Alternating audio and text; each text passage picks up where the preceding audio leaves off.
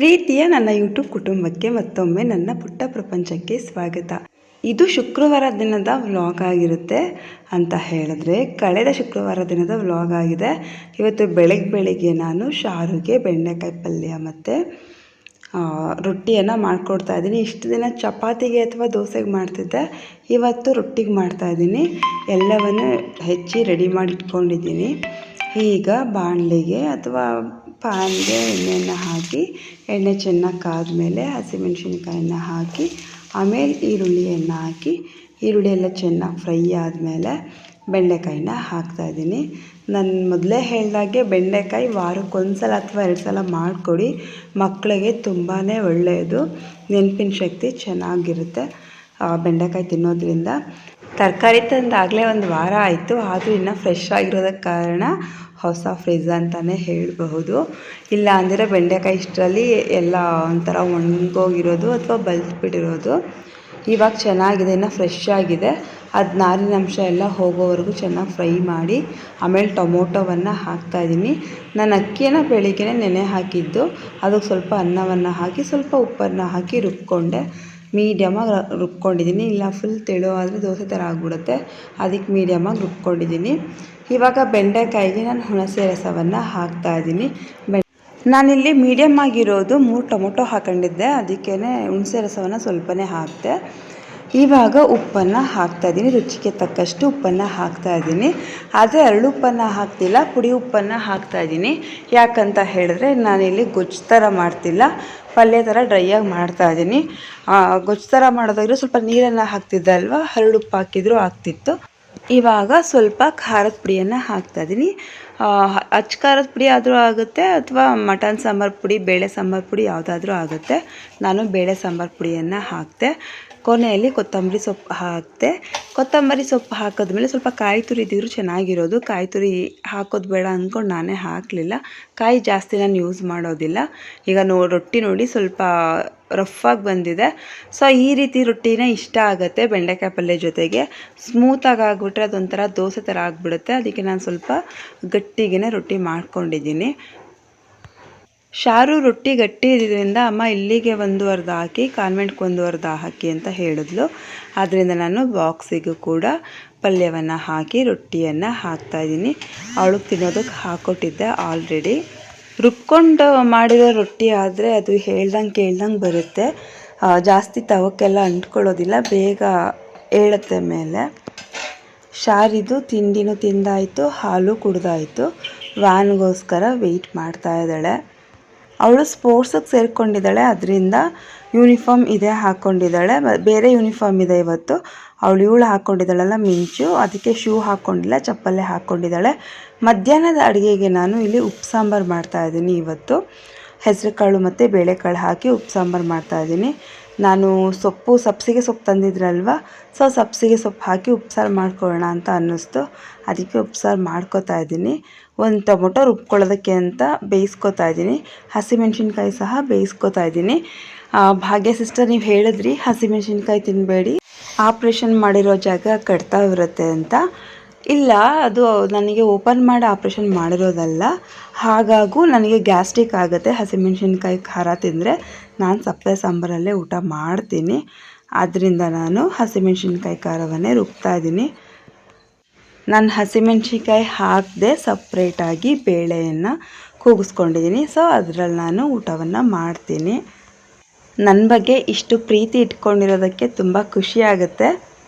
ಬೆಂಡೆಕಾಯಿ ಪಲ್ಯ ಕೂಡ ನಾನು ಸಪ್ರೇಟಾಗಿ ನನ್ನ ಅಳತೆಗೆ ಹಸಿಮೆಣ್ಸಿನ್ಕಾಯಿ ಹಾಕದೆ ಮಾಡ್ಕೊಂಡಿದ್ದೀನಿ. ಇವಾಗ ಮೆಣಸಿನ್ಕಾಯಿ ಎಲ್ಲ ಚೆನ್ನಾಗಿ ಬೆಂದಿದೆ. ನಾನು ಉಪ್ಸಾರು ಖಾರಕ್ಕೆ ರೆಡಿ ಮಾಡ್ಕೊಂಡಿದ್ದೀನಿ. ನಾನು ಉಪ್ಸಾರು ಖಾರಕ್ಕೆ ಏನೇನು ಹಾಕ್ತೀನಿ ಅಂದರೆ, ಹಸಿಮೆಣ್ಸಿನ್ಕಾಯಿ ಬೇಯಿಸ್ಕೊಂಡಿರೋದು, ಉಪ್ಪು, ಬೆಳ್ಳುಳ್ಳಿ, ಮೆಣಸು, ಜೀರಿಗೆ, ಕೊತ್ತಂಬರಿ ಸೊಪ್ಪು, ಹುಣಸೆ ಹಣ್ಣನ್ನು ಸ್ವಲ್ಪ ಸುಟ್ಕೊಂಡಿದ್ದೀನಿ.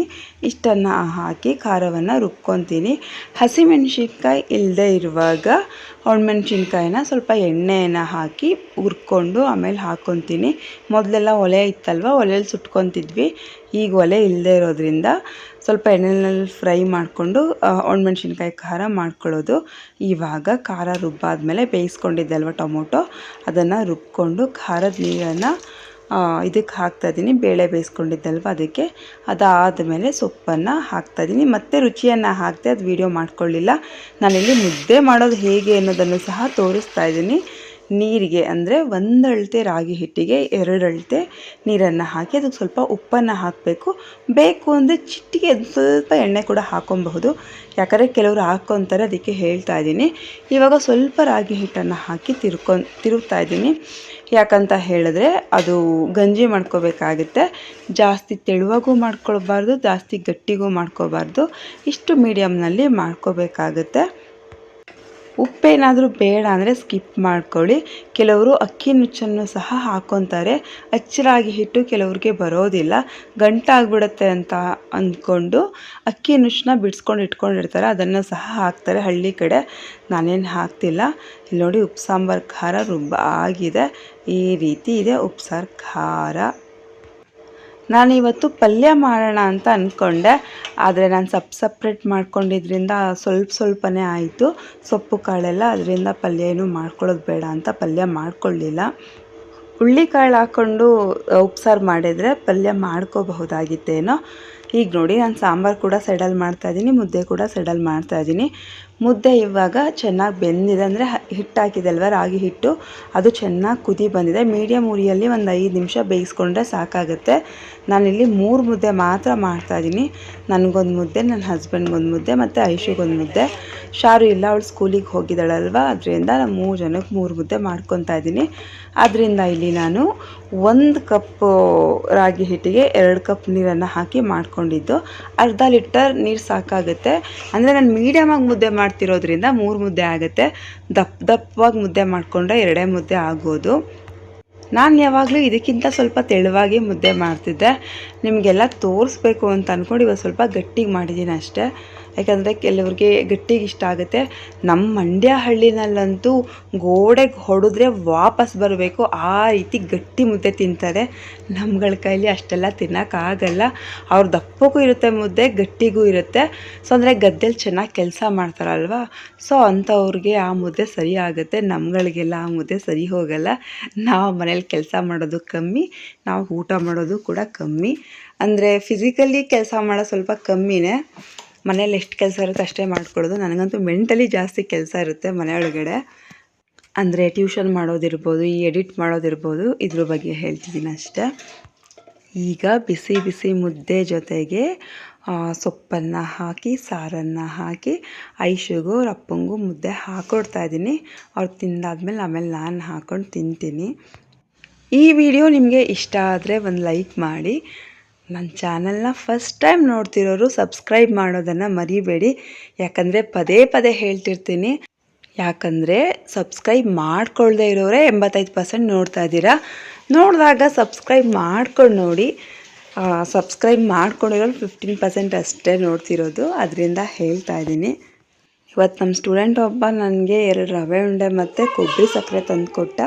ಅವನಾಗಲೇ ತಂದು ಕೊಟ್ಟ, ನಾನು ರೀಶೂಟ್ ಮಾಡ್ಕೊತಾ ಇದ್ದೀನಿ, ಮತ್ತೆ ಈಸ್ಕೊಳ್ತಾರೆ ಅಷ್ಟೇ. ನಂಗೆ ತುಂಬ ಖುಷಿ ಆಗುತ್ತೆ, ಮಕ್ಕಳು ಅಷ್ಟು ಪ್ರೀತಿಯಿಂದ ತಂದು ಕೊಡ್ತಾರಲ್ವ, ಅದರಿಂದ. ನಮ್ಮ ವಾಕಿಂಗ್ ಫ್ರೆಂಡ್ ನಮ್ಮ ಸುಶೀಲಾ ಆಂಟಿ ಅವರು ಲಾಸ್ಟ್ ವಾರ ವರಮಹಾಲಕ್ಷ್ಮಿ ಹಬ್ಬದ ದಿನ ಲಕ್ಷ್ಮಿ ಕೂರಿಸಿರಲಿಲ್ಲ, ಇವತ್ತು ಪೂಜೆ ಮಾಡ್ತಾ ಇದ್ದಾರೆ.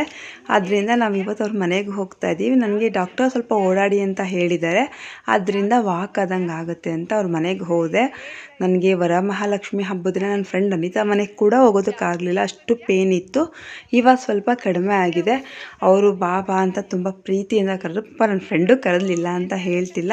ಅವತ್ತು ಪೇನ್ ಇದ್ದಿದ್ದರಿಂದ ನಾನು ಪಕ್ಕದ ಮನೆಗೆ ಕೂಡ ಕುಂಕುಮ ತೊಗೊಳಕ್ಕೆ ಹೋಗೋಕ್ಕಾಗಲಿಲ್ಲ. ಇವತ್ತು ಸ್ವಲ್ಪ ಪೇನ್ ಕಡಿಮೆ ಆಗಿದೆ, ಅದಕ್ಕೆ ಅವ್ರ ಮನೆಗೆ ಹೋಗ್ತಾ ಇದ್ದೀನಿ. ಇವನು ಅವ್ರ ಮೊಮ್ಮಗ ಸಖತ್ ಮುದ್ದಾಗಿದ್ದಾನೆ. ಇದು ಅಕ್ಷತಾ, ಸುಶೀಲ ಆಂಟಿ ಸೊಸೆ. ನಾನು ತುಂಬ ಸಲ ತೋರಿಸಿದ್ದೀನಿ. ಅವ್ರು ಈ ವರ್ಷ ಜೋರಾಗೇನು ಮಾಡಲ್ಲ ಶ್ರುತಿ, ದೇವ್ರ ಮನೇಲಿ ಕೂರಿಸಿ ಹಾಗೆ ದೀಪ ಹಚ್ಚಿಬಿಡ್ತೀವಿ ಅಂತ ಹೇಳಿದ್ರು. ಹಾಗೆ ಅನ್ಕೋತೀವಿ ಅಷ್ಟೇ. ಆದರೆ ಲಕ್ಷ್ಮಿ ಕೃಪೆ ಇದ್ದರೆ ಅವಳು ಹೇಗೆ ಬೇಕು ಹಾಗೆ ಅಲಂಕಾರ ಮಾಡಿಸ್ಕೊಂಡು ಅವಳು ಜೋರಾಗೆ ಮಾಡಿಸ್ಕೊಂಡು ಬಿಡ್ತಾರೆ ದೇವರು ಲಕ್ಷ್ಮಿ. ಇವರು ಕೂಡ ಹೊಸದಾಗಿ ಮನೆ ಮಾಡ್ತಾ ಇದ್ದಾರೆ. ಇನ್ನೇನೋ ಗೃಹ ಪ್ರವೇಶ ಇದೆ ನವೆಂಬರ್ಗೆ ಅನಿಸುತ್ತೆ. ಸೊ ಇದು ಬೋಗ್ಯಕ್ಕೆ ಹಾಕ್ಕೊಂಡಿದ್ದಾರೆ. ಅವರು ಹೊಸ ಮನೆಗೆ ನಮ್ಮನೆ ಹತ್ರನೇ ಮನೆ ಇರೋದು. ಅವ್ರ ಮನೆ ಗೃಹ ಪ್ರವೇಶದ ದಿನ ಆದರೆ ನಿಮಗೆ ತೋರಿಸ್ತೀನಿ. ಆದ್ರೇನು ನಿಮಗೆ ಅವ್ರ ಹೊಸ ಮನೆ ಹೇಗಿದೆ ಅನ್ನೋದನ್ನು ತೋರಿಸ್ತೀನಿ. ಪುಣ್ಯಾಂಟಿ ಮನೆ ಗೃಹ ಪ್ರವೇಶ ಕೂಡ ರೀಸೆಂಟಾಗಿ ಇದೆ. ಅವ್ರ ಮನೆ ಕೂಡ ತೋರಿಸ್ತೀನಿ. ನನ್ನ ಮುಖ ಇನ್ನೂ ಡಲ್ನೆಸ್ ಹೋಗೇ ಇಲ್ಲ. ನೋವಿಂದು ಮುಖ ನಿಮಗೆ ಗೊತ್ತಾಗುತ್ತೆ, ನೋವಿದೆ ಅವ್ರಿಗಿನ್ನ ಅನ್ನೋ ಥರನೇ ಇದೆ. ಒಬ್ಬಟ್ಟು ನಾವು ಬೇಡ ಅಂತ ಎಷ್ಟು ಹೇಳಿದ್ರು ಕೇಳಲಿಲ್ಲ. ಒಬ್ಬಟ್ಟು ಮಾಡಿದರು, ಊಟಕ್ಕೆ ಹಾಕ್ಕೊಟ್ರು. ನಾಳೆ ಕಾರ್ಯ ಇತ್ತಲ್ವ ತಾತಂದು, ಕಾರ್ಯಕ್ಕೆ ಹೋಗಬೇಕಿತ್ತು. ಆದರೆ ನಾನು ಇಲ್ಲಿಗೆ ಹೋಗಿದ್ದರಿಂದ ಕಾರ್ಯ ನಾಳೆ ಅಂತ ಅವ್ರ ಮನೆಗೆ ಹೋಗಲಿಲ್ಲ. ಅವರೆಲ್ಲ ಬೇಜಾರು ಮಾಡಿಕೊಂಡ್ರು, ಊಟಕ್ಕೆ ಬಂದು ಊಟ ಮಾಡ್ಕೊಂಡು ಹೋಗಲಿಲ್ಲ ಅಂತ. ನಮ್ಮ ಕಡೆ ನಾಳೆ ಅಂತಲೇ ರಾತ್ರಿನೇ ಹೋಗಿ ಅಲ್ಲೇ ಊಟ ಮಾಡ್ಕೊಂಡು ಬರ್ತೀವಿ. ಹನಿ ರಿಲೇಟಿವ್ ಒಬ್ಬರು, ಅವರು ಕೂಡ ಅವತ್ತು ಮಾಡೋಕ್ಕಾಗಲಿಲ್ಲ ಅಂತ ಇವತ್ತೇ ಮಾಡಿದರು. ಆ ಕಡೆಯಿಂದ ಬರುವಾಗ ನಮ್ಮ ಮನೆಗೂ ಬಂದು ಕುಂಕುಮ ತೊಗೊಂಡು ಹೋಗಿ ಅಂತ ಹೇಳಿದ್ರು. ಅವ್ರ ಮನೆಗೂ ಕೂಡ ಹೋಗಿ ಕುಂಕುಮ ತೊಗೊಂಡು ಬಂದ್ವಿ.